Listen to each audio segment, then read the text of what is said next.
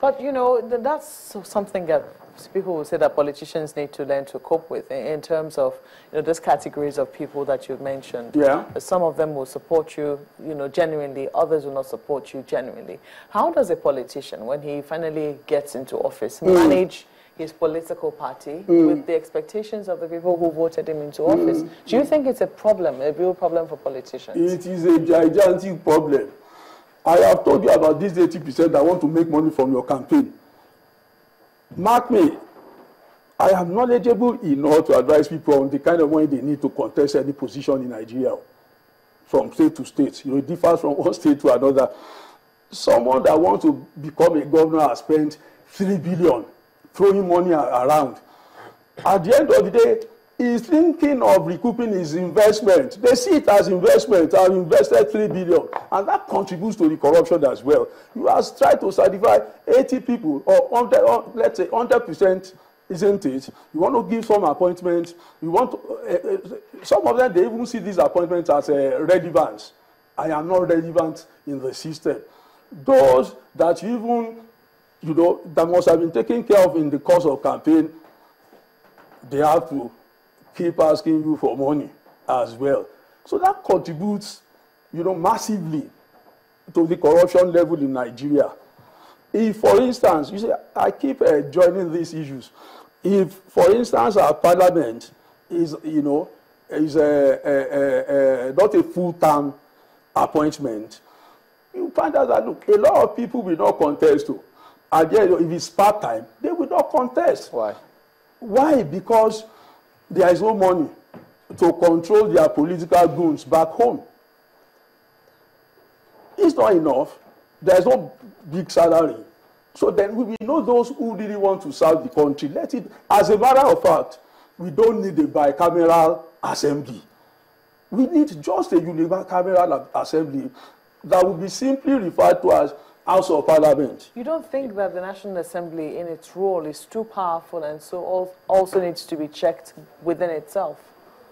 Absolutely.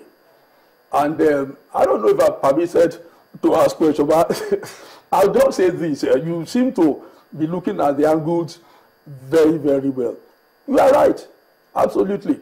But it's still part of the Constitution, isn't it? That must be. There are so many ambiguities and controversies in that Constitution that needs to be addressed. So it becomes, you know, constitutional amendments for me must be a continuous process for a nascent democracy like our own.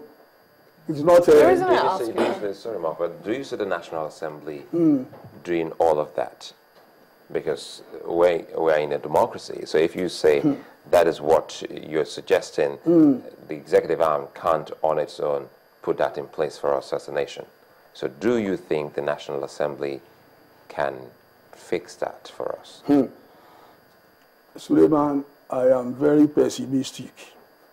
Because it's difficult in Nigeria, you know, to ask a man that is collecting, I don't know the figures, but 40 million every quarter, you know, to suddenly reduce himself to that level.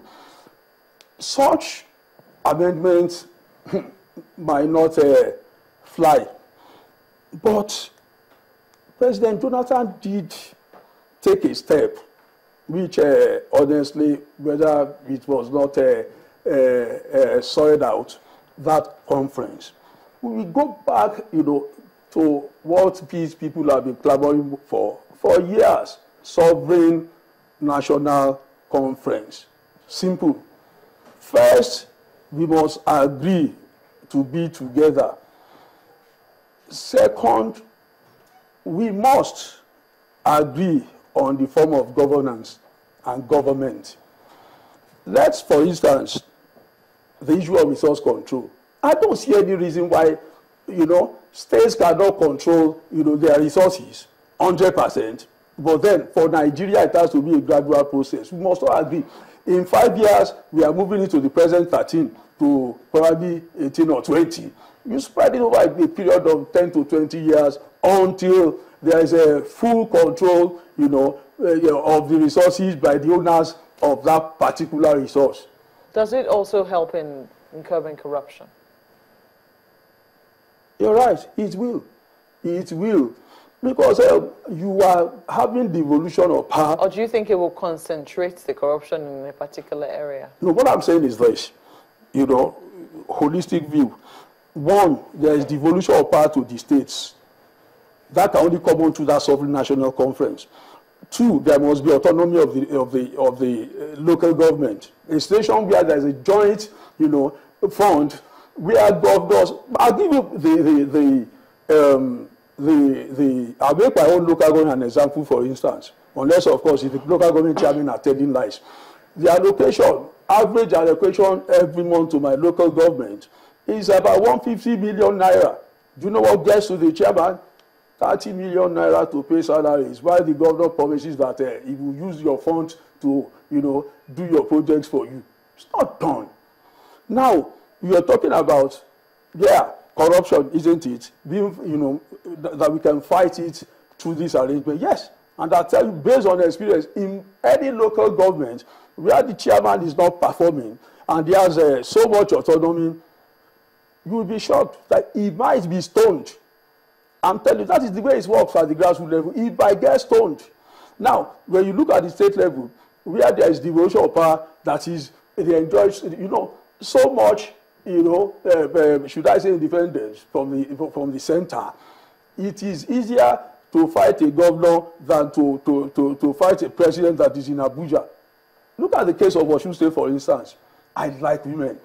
It's only a woman that has been courageous enough. Whether the panel says that it is whatever she wrote is not true or not, but she has the courage to write a petition to the State Assembly concerning her governor, despite the fact that she's an employee of the state.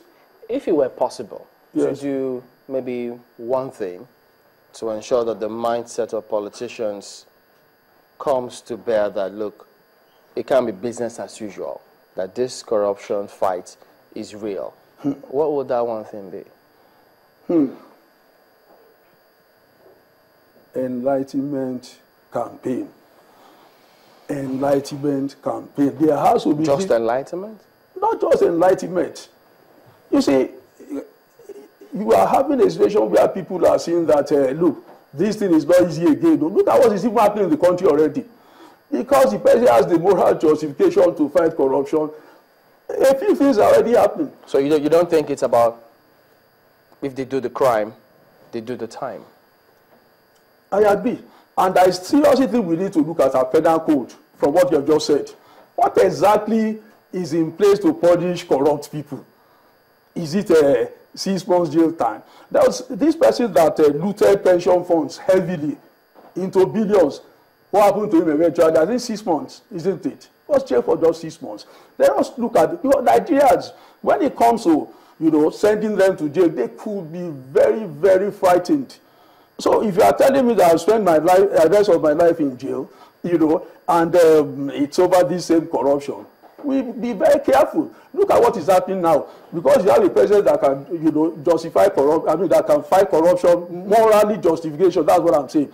Some things are already happening. The one, he is not the one that's giving us this concert electricity. Jonathan started it. But those people, especially the refineries, they feel that, look, this man that is coming, you know, let's quickly, you know, put things on. And things are happening. So already now. That looks like a change somewhere. Yeah, a change, so I agree. All right. I agree. We'll have to wrap it up here. Thank you very much indeed for your comments. Dr. Gbenga Malaide, policy analyst, just examining those policies that he thinks should be brought to bear if we should go ahead and institutionalize the fight against corruption.